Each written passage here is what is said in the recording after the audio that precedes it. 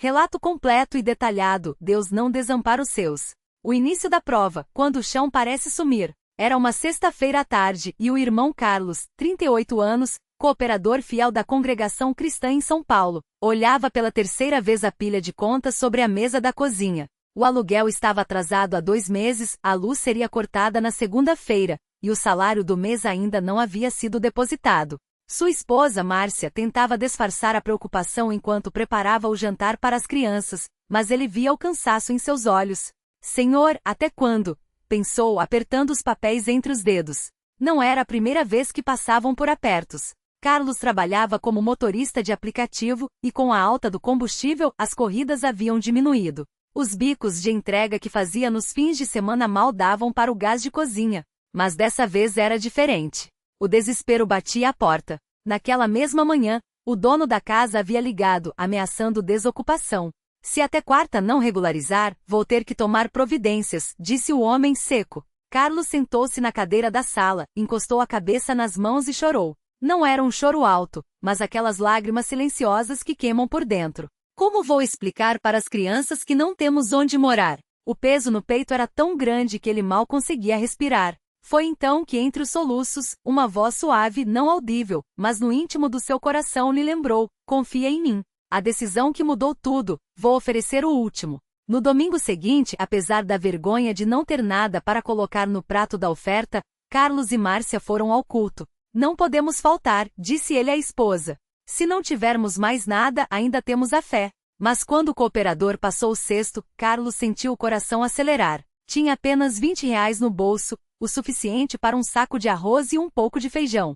Deus, o Senhor sabe da nossa necessidade, sussurrou, colocando a nota no cesto. Não foi uma oferta grande nem chamativa, mas foi sincera. E foi tudo o que tinham. Ao sair do culto, um irmão mais velho, o cooperador Antônio, aproximou-se. Carlos, tudo bem? Você parece abatido. Estamos passando por um aperto, irmão. Mas Deus é fiel. Ele não quis dar detalhes. Na CCB, aprendeu que as provas não são para serem expostas, mas para serem vencidas em silêncio. Antônio apenas assentiu, colocou a mão no ombro dele e disse: fique firme. Deus não desampara os seus.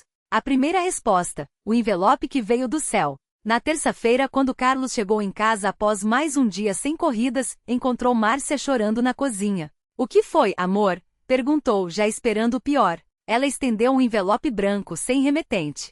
Chegou pelo correio. Não tem nome e não tem nada. Só isso aqui dentro. Dentro, havia R$ 1.200 em notas de R$ 50, o valor exato do aluguel atrasado e das contas de luz. Carlos não conseguiu falar. As pernas tremiam. Ele se sentou, segurou o dinheiro e pela primeira vez em semanas sorriu. Não era um milagre espetacular, não havia anjos cantando. Mas era Deus agindo.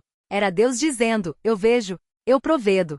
Naquela noite, antes de dormir, Carlos orou. Senhor, o Senhor não precisava fazer isso. Mas obrigado. Obrigado por não me deixar cair. A provação que veio depois, o tumor e a fé em silêncio. Mas Deus não tinha acabado de trabalhar na vida deles. 2 semanas depois, Márcia começou a sentir dores fortes no abdômen. No início, achou que era só estresse. Mas quando a dor não passava, Carlos a levou ao posto de saúde. O médico, após exames, chamou-os para uma conversa séria. Senhora Márcia, temos um nódulo no ovário. Precisamos de mais exames, mas pode ser um tumor. O mundo desabou de novo. Carlos lembra que no caminho para casa não conseguiu rezar. As palavras não saíam. Só uma pergunta martelava em sua mente. Por que, Senhor? Acabamos de sair de uma prova. Mas naquela noite, enquanto Márcia dormia, ele abriu a Bíblia e leu Salmos 18, 17 e 19. Ele me livrou do meu poderoso inimigo, daqueles que me odiavam, porque eram mais fortes do que eu. Eles me atacaram no dia da minha desgraça, mas o Senhor me apoiou. Ele me tirou para um lugar espaçoso, ele me livrou porque se agrada de mim. Algo mudou dentro dele. Não era que a dor tinha sumido, mas ele sentiu que não estava sozinho. A batalha espiritual, jejum, oração e a vitória silenciosa. Carlos e Márcia decidiram jejuar. Não foi um jejum de 3 dias, não foi algo que chamasse atenção. Foi simples, uma refeição por dia, mais tempo em oração, mais leitura da palavra. Todos os dias, antes de sair para trabalhar, Carlos unia as mãos com Márcia e orava. Senhor, o Senhor é o médico dos médicos. Se for da tua vontade, cura a minha esposa. Mas se não for, dá-nos força para suportar. Eles não contaram para ninguém na igreja. Não era orgulho, era intimidade com Deus. Sabiam que a fé não precisa de plateia. Os exames vieram: câncer em estágio inicial. O médico falou em cirurgia, quimioterapia, chances. Mas Carlos, com lágrimas nos olhos, disse: Doutor, nós vamos lutar. Mas a nossa confiança não está só na medicina. E eles continuaram orando. O milagre que veio aos poucos. A cura que os médicos não explicaram. 6 meses depois, nos exames de rotina, o médico franziu a testa. Isso é incomum. O tumor regrediu. Não há mais sinais de células cancerígenas. Márcia olhou para Carlos, e ele soube. Não foi uma cura instantânea, não houve uma voz do céu. Mas Deus tinha ouvido. O médico incrédulo disse: Isso não é normal. Vocês fizeram algum tratamento alternativo? Não, doutor. Só oramos. O homem balançou a cabeça sem entender. Mas eles entendiam. O chamado para servir, Deus não nos livra só para nós. Depois dessa vitória, Carlos sentiu algo novo no coração. Um chamado para servir mais. Ele começou a ajudar na limpeza do templo nas sextas-feiras. Depois passou a visitar irmãos doentes com o cooperador Antônio. Não era nada grandioso, só levava uma palavra de ânimo, orava com eles, às vezes ajudava com uma cesta básica. Até que um dia Antônio lhe disse: Carlos, você tem um dom para falar com os jovens. Que tal ajudar no trabalho com a mocidade? Ele hesitou. Eu não sou ninguém especial. Mas lembrava das palavras que havia lido: Deus não escolhe os capacitados, Ele capacita os escolhidos. E assim começou a trabalhar com os jovens. O jovem que quase se perdia, a história que se repetia. Foi então que conheceu Rafael, 19 anos, um rapaz que havia sido batizado na CCB quando criança, mas que havia se afastado. Estava envolvido com drogas, brigas e sua mãe, uma irmã da congregação, chorava todas as noites.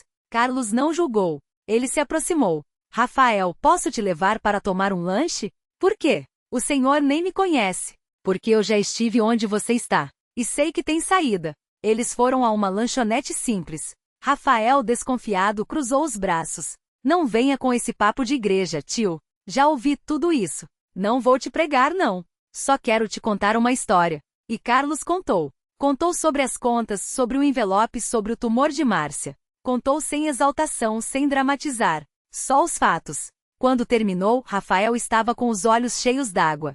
E como o senhor conseguiu? Não fui eu. Foi Deus. E Ele pode fazer por você também. O arrependimento e o batismo, águas que lavam o passado. Rafael não se converteu na hora. Levou semanas. Mas Carlos não desistiu. Oraram juntos. Rafael começou a frequentar os cultos. Até que numa noite de quarta-feira, depois de um culto poderoso, ele se ajoelhou e chorou. Eu quero mudar, irmão. Eu quero ser batizado. No domingo seguinte, Rafael foi batizado nas águas em nome de Jesus Cristo, para perdão dos pecados. Quando saiu da água, sua mãe o abraçou chorando, e a igreja inteira louvaram a Deus. Mas a história não terminou aí. A multiplicação da bênção, de recebedor a instrumento. Rafael, agora restaurado, começou a trazer outros jovens. Alguns, como ele, estavam nas drogas. Outros só precisavam de um lugar onde fossem amados. Carlos, que um dia recebeu um envelope anônimo, agora ajudava a distribuir cestas básicas para famílias necessitadas. Márcia, que foi curada, passou a visitar mulheres com câncer no hospital, levando não só palavras, mas o testemunho vivo de que Deus ainda faz milagres. E a vida deles? Não ficou rica. Carlos ainda dirige aplicativo, Márcia ainda faz bicos de costura. Mas agora eles sabem, Deus não promete uma vida sem provas, mas promete estar conosco em cada uma delas. O encontro que confirmou tudo, o homem do envelope. 1 ano depois da cura de Márcia, Carlos estava saindo do culto quando um senhor de cabelos brancos se aproximou. O irmão é o Carlos. Sim, sou eu. O senhor me conhece? Não pessoalmente. Mas há 1 ano, Deus me falou para enviar um envelope para um irmão que estava passando por necessidades. Eu obedeci. Carlos gelou. Era a primeira vez que via o rosto daquele que havia sido um instrumento de Deus. Por que o senhor? Porque eu também já passei por isso. E alguém um dia me ajudou. Agora é a minha vez. Eles se abraçaram. Nenhum dos dois falou mais nada. Não precisava. A lição final: fique firme. Se você está lendo isso e pensa, será que ainda tem jeito para mim?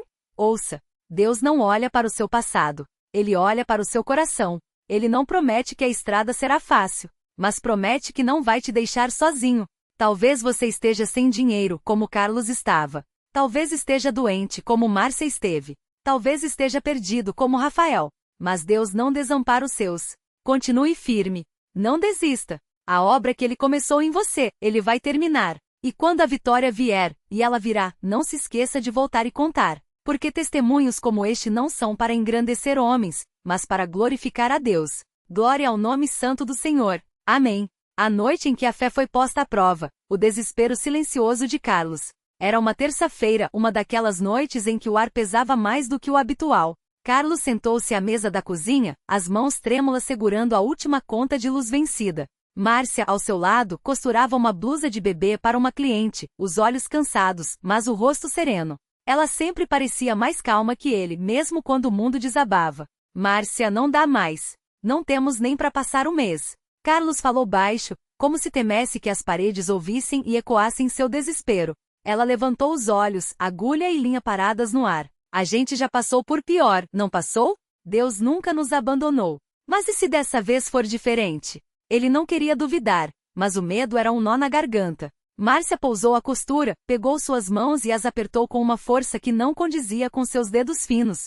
Carlos, lembra quando você perdeu o emprego há 5 anos? Quando a gente não tinha nem para comprar o pão. E mesmo assim, Deus mandou aquele irmão com a cesta básica no dia seguinte? Ele baixou a cabeça. Lembrava. Como poderia esquecer? E a vez que o Rafael quase se perdeu nas drogas? Deus trouxe ele de volta. Não foi a gente, foi ele. Carlos suspirou fundo. Ela tinha razão. Sempre tinha. Mas dessa vez a pressão era maior. As dívidas se acumulavam, o aluguel estava atrasado. E o pouco que Márcia ganhava com os bicos mal dava para a comida. Ele se sentia um fracasso. Um homem que não conseguia sustentar sua família. Vou vender o carro, disse decidido. Márcia o olhou, assustada. Carlos, é o nosso único meio de transporte. Como você vai trabalhar?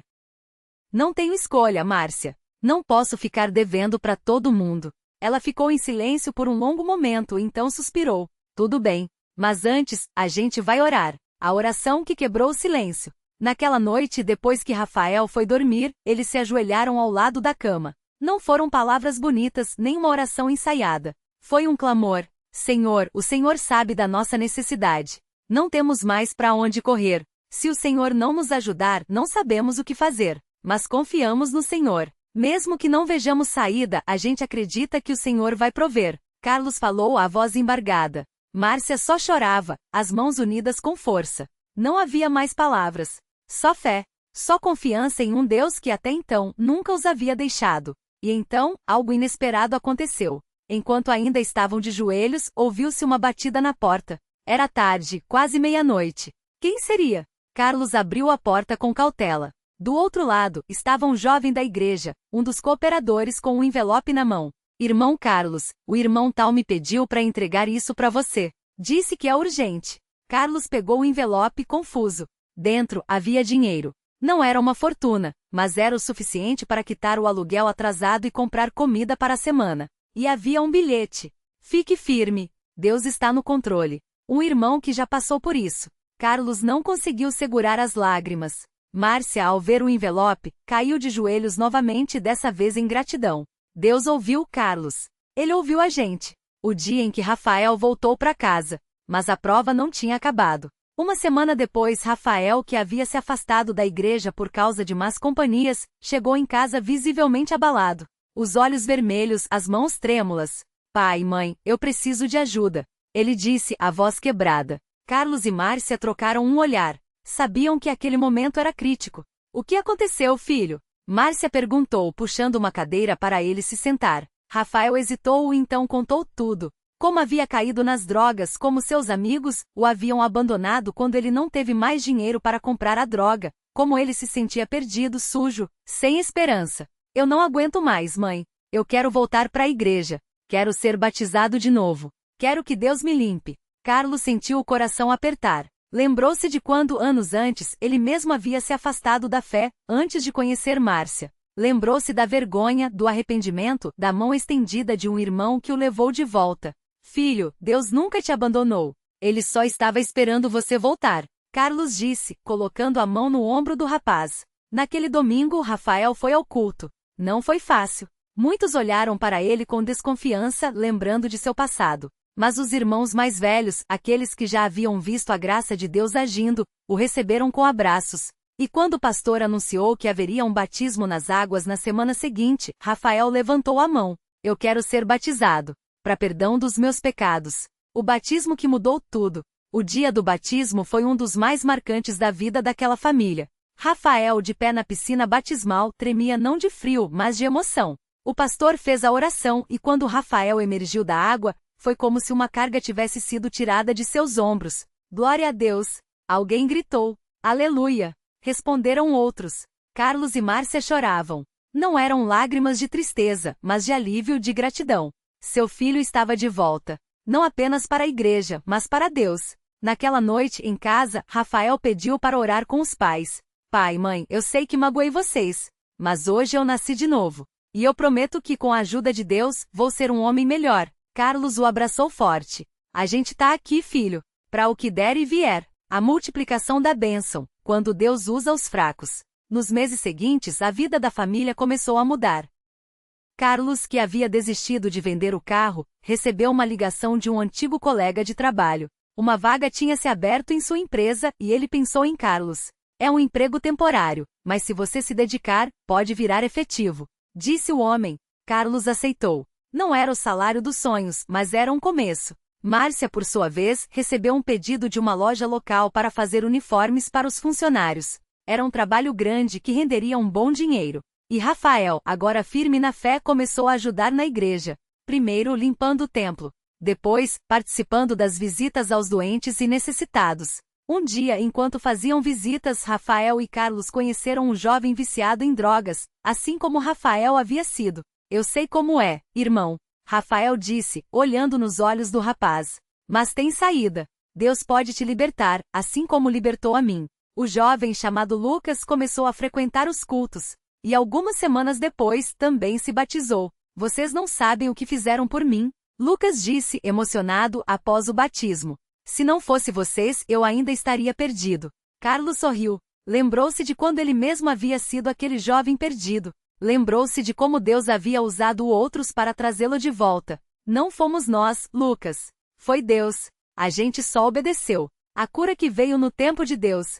Enquanto a vida espiritual da família florescia, Márcia ainda lutava com sua saúde. As dores no estômago não haviam desaparecido completamente. Os exames mostravam que o tumor havia diminuído, mas ainda estava lá. Será que Deus não vai me curar? Ela perguntou a Carlos, uma noite, depois de mais uma consulta médica. Carlos a abraçou. Márcia, Deus já te curou. Só que a cura dele não é sempre do jeito que a gente espera. Às vezes, é um processo. Às vezes, é através dos médicos. Mas ele está no controle.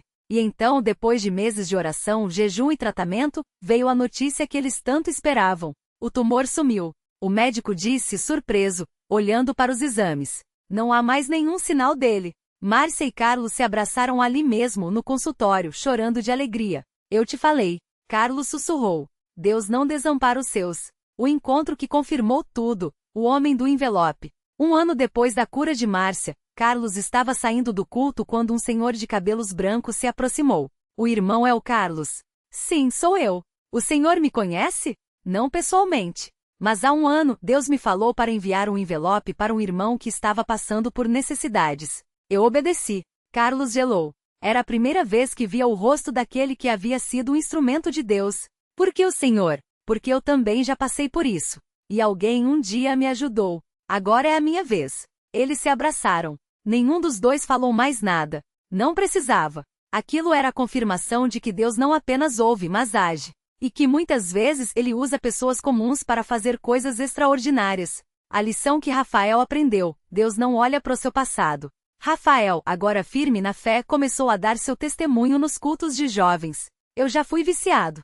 Já menti, já roubei, já magoei minha família. Mas Deus me perdoou. E se Ele fez isso por mim, pode fazer por qualquer um. Ele dizia, olhando nos olhos dos jovens que, como ele, estavam perdidos. Um dia, após um culto, um rapaz se aproximou. Irmão, eu também tô nessa luta. Como é que eu faço para sair? Rafael sorriu. Vem comigo. A gente vai orar. E assim, pouco a pouco, Rafael se tornou um instrumento nas mãos de Deus para alcançar outros que, como ele, estavam afundados no pecado.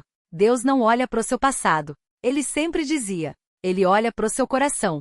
Se você está disposto a mudar, Ele vai te ajudar. A campanha que mudou a igreja. Ninguém fica para trás.